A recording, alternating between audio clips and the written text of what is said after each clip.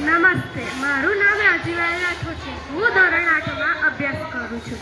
મારી વાર્તાનું નામ છે જંગલની ઐતિહાસિક સભા. ઘણા વર્ષોની વાત છે.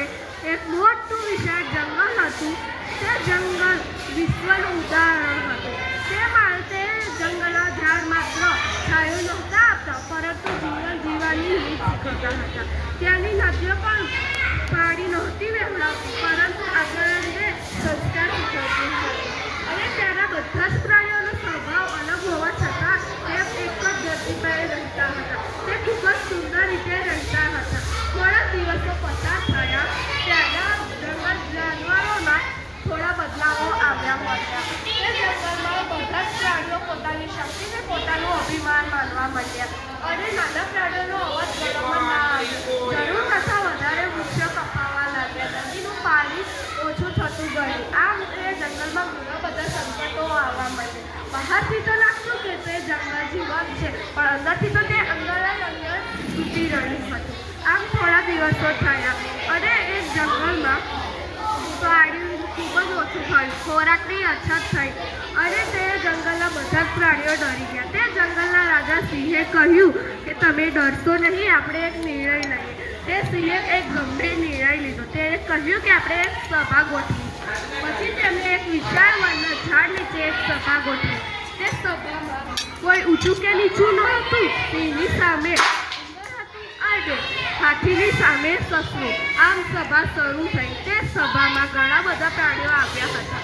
હાથી ઊભો થયો અને કહ્યું કે આ જંગલના અમે મોટા પ્રાણી ગણાવીએ, પણ અમે આ જંગલનું કદી રક્ષણ કર્યું નહીં. તેથી આજે અમને ખૂબ જ પસ્તાવો થાય છે. આજે અમારે પીવાનું પાણી નથી મળતું. આજે અમે તરસ્યા છીએ આના જ કારણે. પછી વાંદરાએ સભામાં ઊભો થયો. વાંદરો કહે કે અમે આ જંગલના સૌથી બુદ્ધિશાળી પ્રાણી કહેવાયું, છતાં પણ અમે આ જંગલના ઝાડોને માત્ર અમારા સાધનો જ ગણે. તેથી આજે અમે ખૂબ જ દુઃખી છીએ. પછી તે સભામાં એક મોર ઊભો થયો અને તેણે કરુણ સ્વરમાં કહ્યું કે સ્વચ્છતા ત્યાં જ ટકી રહે છે જ્યાં તેને સાચવવામાં આવે.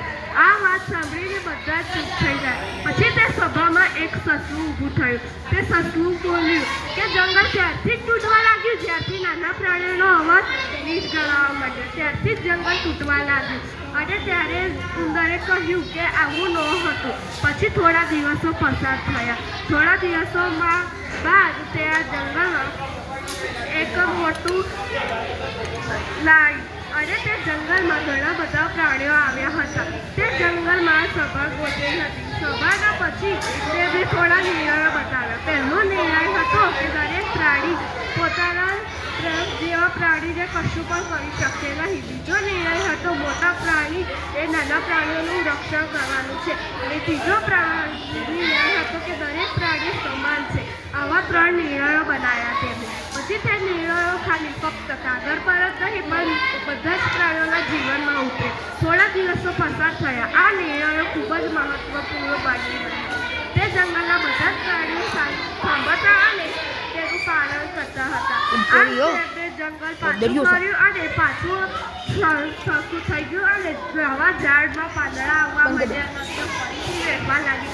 આ રીતે તેમણે આખું જંગલ ફરીથી બનાવ્યું. આ વાર્તા પરથી બોધ મળે છે કે આપણે જો કોઈ પણ એક અવાજ હશે તો આપણું ભવિષ્ય જરૂરતાથી જ સંકટમાં હશે, પણ જો આપણા બધાનો અવાજ એક સાથે હશે ત્યારે જ આપણું ભવિષ્ય સુધરી શકે છે. અસ્તુ. જય હિન્દ, જય ભારત.